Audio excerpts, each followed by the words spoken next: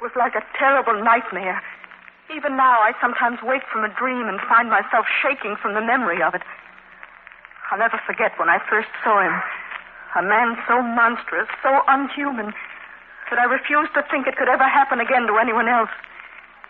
But who can be sure? Others have had the same idea. Oh, yes, the law forbids it, but laws are broken every day. Will it happen again to someone else someday in the future? Perhaps. Perhaps it will happen to many. I don't want to see it. To hear the story of this strange monster, listen in a moment to 2000 Plus.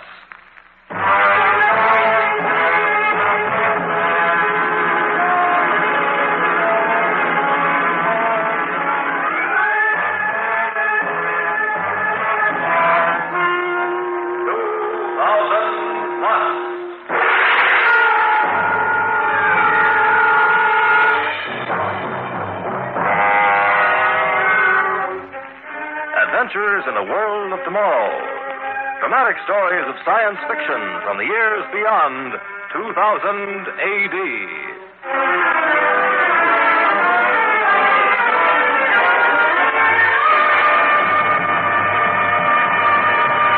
Today, an amazing story of science uncontrolled. The Giant Walks.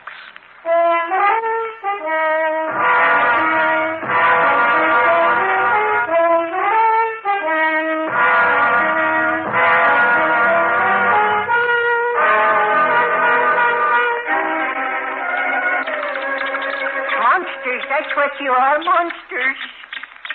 That's it. Fight to fill your slimy stomachs. Feed the rats, the doctor says. Always feed the rats. As if you weren't big enough already. If I had my way, I'd kill all you rats. That's what I'd do. I wouldn't go close to them, Hawkins. A rat 4 feet long can be quite a nasty little thing. Oh, yes, Dr. Ellsworth. Is everything ready, Weston? Yes, Dr. Ellsworth. Barstow? Yes, sir. Then open the cage. Look at him go. I've never seen a rat run a maze so rapidly. Check that gold gradient, Weston. Yes, Doctor. The rat's in the food box now. Let me see. 11.8. There. You see, Weston? Not an unusual intelligence, just high. Well above that of the average rat. Look at them. The power in those legs. Barstow. Just imagine what they could do with their teeth if they had the chance. It's frightening to think what would happen if all rats were giant rats. If they got loose. It's evolution, Barstow. Merely the scientific elimination of growth barriers. Now that your experiment's a success, we can tell the world. Your theories will be accepted. You'll regain your rightful place in science. Not yet, Barstow. Not yet. I'm already at work on what I consider will be an ultimate experiment.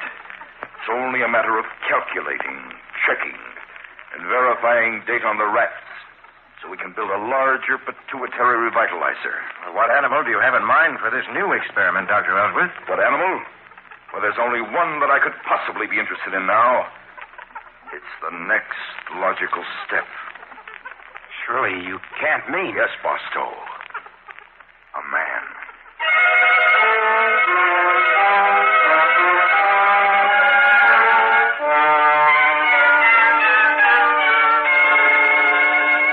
You wanted to see me, Dr. Ellsworth? Yes, Weston.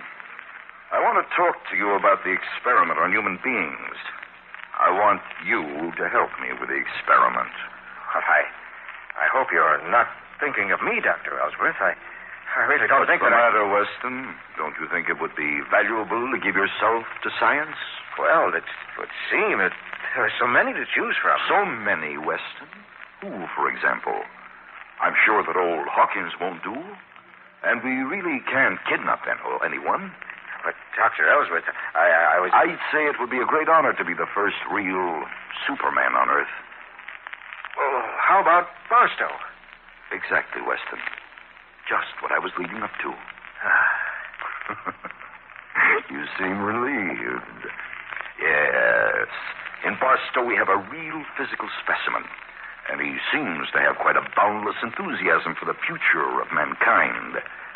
An attitude you apparently don't share. Well, How could we get him to agree to it? Psychology, Weston. It's merely a matter of appealing in the proper manner to his scientific judgment and sense of fair play. Now, here is what I want you to do when he gets back.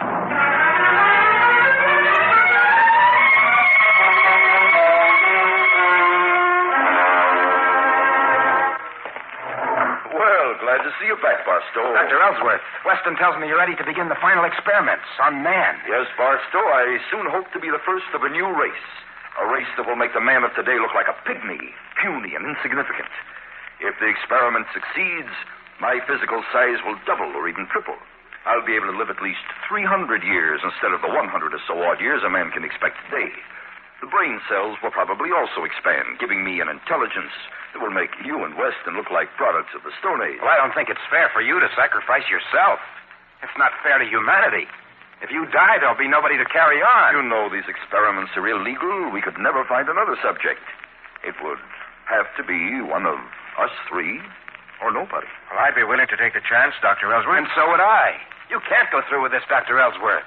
You're needed to direct the experiment. Gentlemen, I see you have the true scientific spirit. Well, since I am unwilling to give up my right to be the subject, and you're unwilling to let me be the subject, then there's only one way out. What's that? We'll draw lots. If you agree, leave the decision up to fate. That sounds like a good idea. Don't you think so, Barstow? Why, sure, I guess so. Well, it's the only way out, my boy. One of us must be the guinea pig. Now, I'll tear 3 strips of paper. Now, the lots are arranged in my hand. Whoever gets the short one will submit to the experiment, and there'll be no further objection from any of us. Agreed? Agreed. Right. Choose, gentlemen. Weston? Barstow? Myself. I've drawn the short one.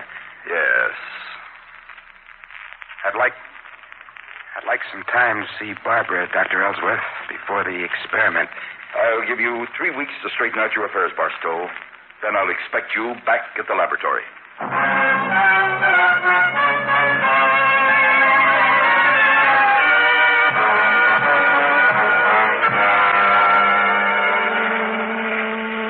Contacts are wide open. Cut the circuit, Weston. That's enough. Well, Barstow, are you ready? Quite ready, Dr. Ellsworth. As you know, it may be painful at first, but after the primary series, I don't think you'll notice much. I'm not worried, Dr. Ellsworth. No, of course not. Well, good luck, my boy. Thank you, sir. Contacts open, Weston? Yes, Doctor. Then pipe the circuit. Now, that's fine.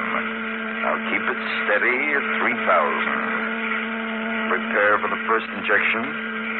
We'll give him 5 electronic unit charges. Valve open.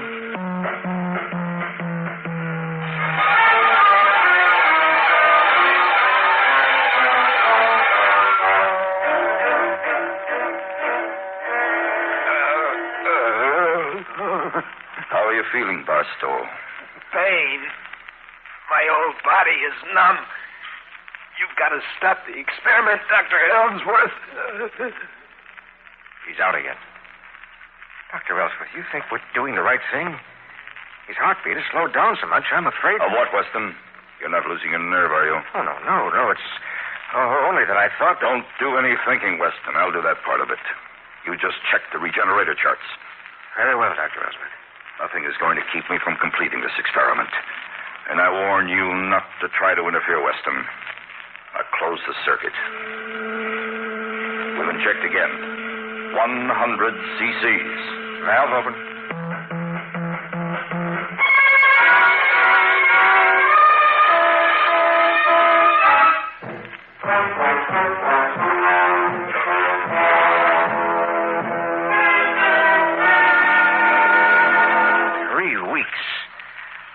Believe it, Dr. Ellsworth. Look at him. 12 feet tall, and he weighs 750 pounds. Of course, Weston. As I told you, there's very little difference, really, between a rat and a man. We're all animals. But, Doctor, he hasn't given much sign of life during the past few days. You think his body can stand the strain of all this growth? Certainly. In fact, I think we'll give him the final super injection today. About 500 cc should do it. 500? But that's 5 times what we've been giving him. Yes, Weston. We're building a new skeletal structure.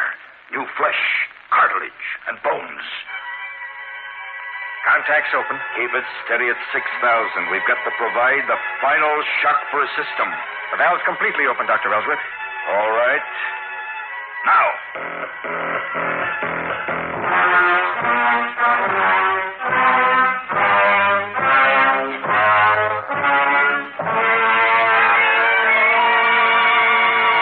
Look, Weston. We've done it. He's 30 feet tall if is an inch. Barstow, can you hear me? Can you understand what I'm saying? You must talk slowly, Barstow. Slowly. You're not an ordinary human being anymore. Look, he's getting up. Hey, what's happening to me?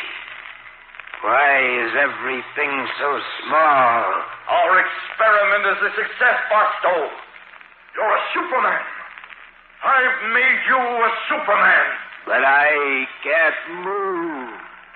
My head is touching the skylight. Stoop down, Barstow. There's a rolling door in the side of the laboratory. I think you can crawl through that.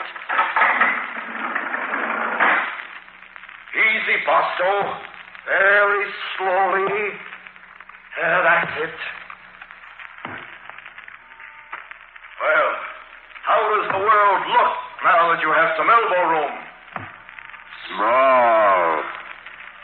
The world is very small. 30 feet of muscle and bone. It's my creation. My creation.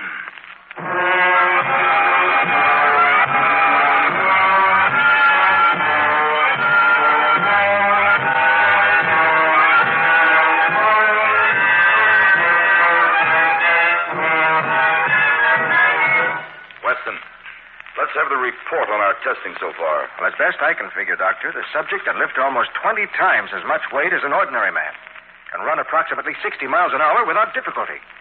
Oddly enough, though, he appears to get along fine on 4 or 5 hours sleep a night. But he's consuming food at a rate that's all out of proportion. Well, that's understandable. It's still making an adjustment. Go on. Mentally, very superior. He appears to be able to solve the most complicated problems right in his head. It's all just as I predicted. But this morning, though, after I just finished giving him the work test, he pulled up a tree by the roots and waved it at me. It was frightening. I ran, and he began laughing. It sounded more like thunder. Weston, you're letting your imagination run away with you. It's quite obvious what's the matter. He's not getting enough exercise. We've got to give him more physical work to do. Come on.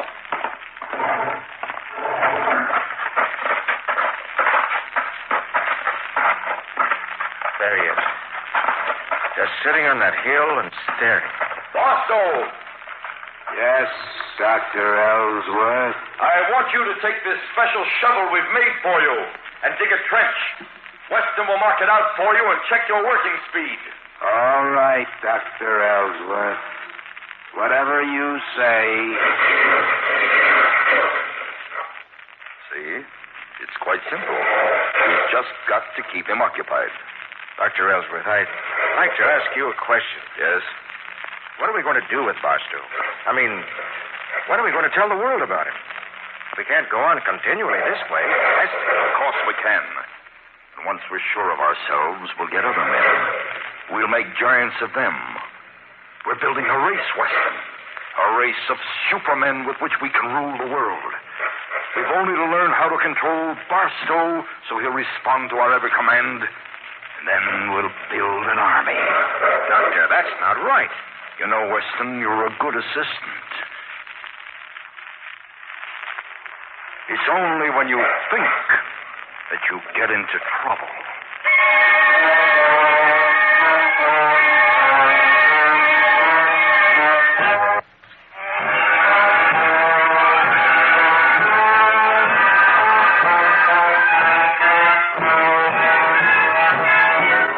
Barstow, are you awake? What do you want? I must talk to you. Dr. Ellsworth wants to use me for the next experiment.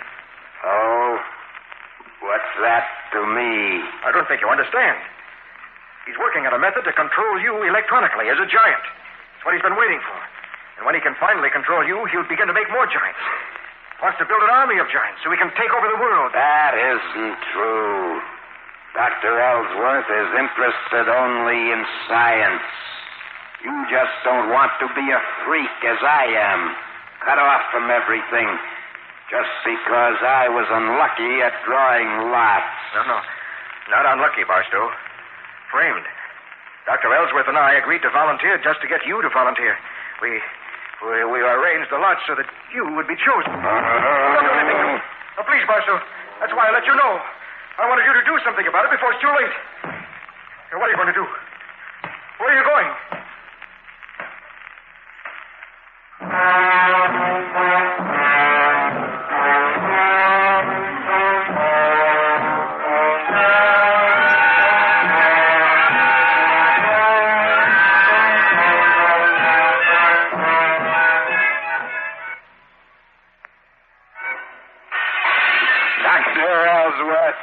Dr. Ellsworth. Barstow, what are you doing at my window? I've come to tell you I can't go on with these experiments. I'm through, Dr. Ellsworth. You're raving, Barstow. Go back to your quarters in the barn and we'll talk about it in the morning. I can't go back to the barn. Why not? I'm tired of living in the barn. I knocked it down. Calm down, Barstow. Calm down before you do any more damage. Yes, Dr. Ellsworth, that's just what you'd like, isn't it? For me to calm down, to become nothing but a giant tool in your hands, a tool for conquest and revenge. Isn't that so, Dr. Ellsworth? I don't know what you're talking about. You know, all right. And what's more important, I know, Dr. Ellsworth. I know that you tricked me into volunteering for this experiment. What if I did? You were the best physical specimen. You'd stop at nothing to carry out your hideous experiments. Future of mankind. Ha! That's a good one. You're not interested in mankind at all. You're only interested in building a super race for your own ends. You want an army of giants so you can take over the world. You're mad, Barstow. You are my subject, and you have no right to behave this way. If I had the control of finishing... You knocked out that wall. Yes, Dr. Ellsworth. And that's just what I ought to do to you. You have no more right to live than I. How much strength does it take for a 30-foot man to kill an ordinary man with his fist, Dr. Ellsworth? Figure that out. What are you going to do? I'm not going to do anything to you. I'm going to let the World Science Council know about your experiments. They'll know what to do about you. But you can't leave. You're a monstrosity. The world won't understand you, Barstow. Besides, you have an obligation. You must sacrifice yourself for science.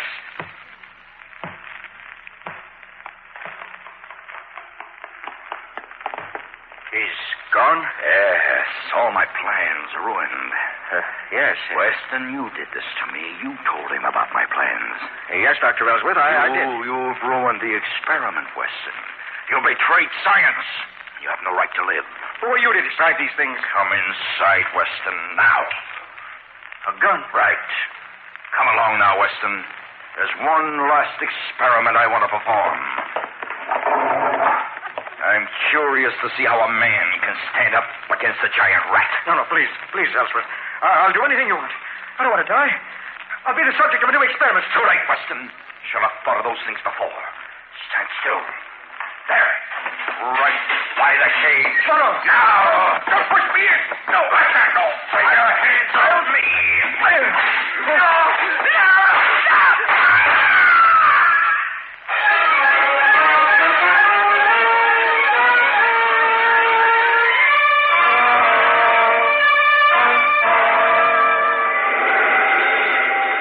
Helen, I'm sure glad the old man let me have the jet car tonight. Oh, it's a lovely night to go riding with you, Bob.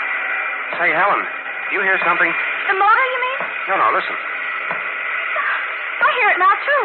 I can't imagine it. Oh, well, I guess... Oh, Bob, over there! It looks like a man, So but big! Oh, Bob! it's a giant standing in the road in front of us here. Turn the car around, quick! He's lifting us with his hand. Why are you afraid of me? I just want to talk to you. I won't hurt you. Put us down. Put us down, you monster. I'm not a monster. I am not. Oh, we're back on the road. He didn't hurt us. What are you going to do? I'm going to the police. They've got to know about this giant.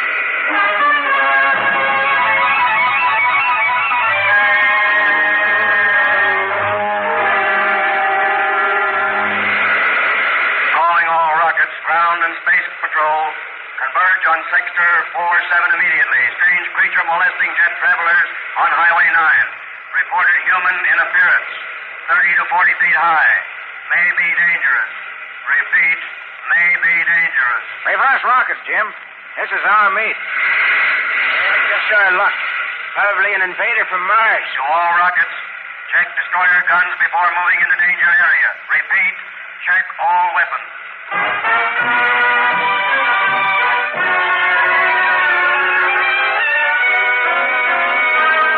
See anything yet, Jim? Nothing, sir. Hold on. There's something moving in field 7. Well, I'll be. It's a man. But what a man. Rocket 117 to control tower. Located creature moving rapidly in the direction of McKenna City. We're closing in. Very good, 117. Keep on it. We'll have all available rocket cars join you. Okay, Jim, we're near enough now. Safety off destroyer guns. We'll fire a couple of warning shots to slow him down. Safety off. Fire. He's stopping. He's waving his hands. We'll circle him. Keep circling. 117 to Central Control. Come in, 117. Come in. Circling giant. Preparing to move in for a closer look. Guns ready. Orders. Repeat. Orders. He's swinging. Reverse engines. Reverse engines. Central Control calling 117. Central Control calling 117. They don't answer, Commissioner. Confound it. Why can't we get a video screen fixed? I'm working on it, sir. Give me that microphone. All police jets and air rockets. All jets and air rockets. Attention. Attention. Rocket 117 has been attacked by the giant. Contact has been lost. Take battle formation blue. Prepare for attack. Prepare for attack. Good luck. We'll blast that creature out of existence. What could it be, sir? A man from another planet? It's possible. If we could only get that video fixed. Oh, I'm getting it, Commissioner. Look, there he is. Good heavens, what an enormous creature. Yes, I see it. Calling all rockets. Take elevation 3,000 and prepare to dive on target. I've got to see the police commissioner. You can't. It's a battle emergency. Who let you in the control room? It's about the giant. We've got to stop your attack. Are you crazy? That creature's a menace. He's knocked down one of our rockets, and now we're going to get him. But you don't understand, sir. Squadrons at elevation 3,000. Targets in view. Look, Commissioner, on the video screen. We're ready to open up on them, sir. Just give the order. No. You've got to call off the attack. Commissioner, look to the right of the giant, near that small hill. Those two men are from Rocket 117. They're walking unmolested toward Junction 9. Thank God they're all right. There, you see, he's not dangerous. Stop the attack. That creature's been running berserk. Transmit the command for all ships to hold their positions until I give the order, unless the giant attacks them. Yes, sir. Orders to all. Now, look here, sir. What do you know about that creature? Is he from another planet? It's an Earthman. How do you know? He escaped from a government antibiotics laboratory. He was the subject of an illegal experiment. I'm Dr. Weston. I work in that laboratory. Well, Earthman or not, he's a madman. We've got to do something about him. You don't have to do a thing. It'll all be over in a few minutes. Something's happened. I don't see the giant anymore. What do you mean, all over, Dr. Weston? Look at the video screen. There. That's what I mean. Good heavens. It's amazing. Squadron Leader 20 to Control Tower. Something's happened here, sir. I don't see the giant has disappeared. What are our orders? All police jets and rockets. Attack canceled. Repeat, attack canceled.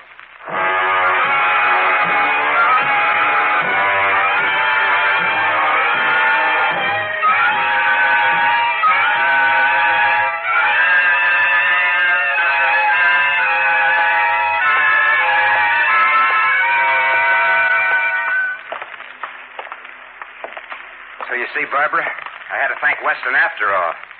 He's a disagreeable character, but if he hadn't acted so promptly as soon as he found out, those rockets would have finished me. Ellsworth tried to kill Weston, didn't he, after you broke away? Yes, with the rats. Weston managed to get outside the cage, and they killed Dr. Ellsworth instead. And shortly after that, the rats fell into a coma, and Weston examined one by X-ray, and he discovered that the new bone structure was in the process of dissolving into cartilage, and that cartilage into flesh, which would soon melt away. And he realized their size had only been maintained by the injections, and they'd soon be back to their original skeletal structure. That's why he went to the police. Yes, but how did he know you'd shrink, too? Because they stopped giving me the injections. Oh, seeing you here like this, I can't believe all those stories in the paper about you. It's a horrible picture. I can hardly believe it myself, Barbara. It's like a bad dream. Oh, yes. Here's what I came back for. Dr. Ellsworth's safe. Oh, what's in it? Here they are. And here they go. You're burning them. Years of scientific research up in flames. Huh. But I don't want another man ever to go through what I did. Cut off from humanity to be just a specimen in some scientist's zoo. I found out one thing, Barbara. Thickness isn't a matter of size. A man can be 30 feet tall or he can be 6 feet tall. It's what he has in his heart that counts. This world doesn't need bigger, more powerful physical specimens. It needs men with bigness of soul who can love, respect their fellow men.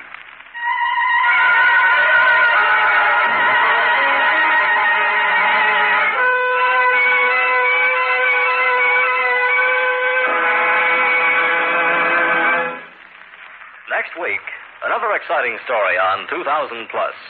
The strange adventure of a man who found nothing and was terrified. Be sure to listen next week to Alone.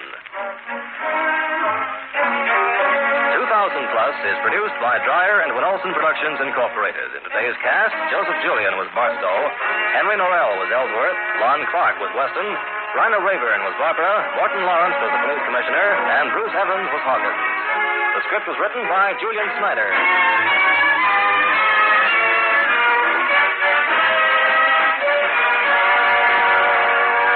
The music was composed by Elliot Jacoby, the orchestra conducted by Emerson Buckley.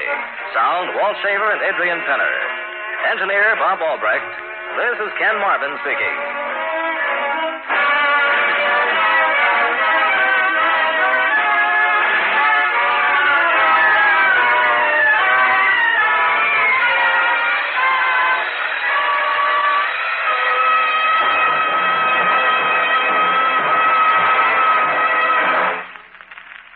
Program came from New York.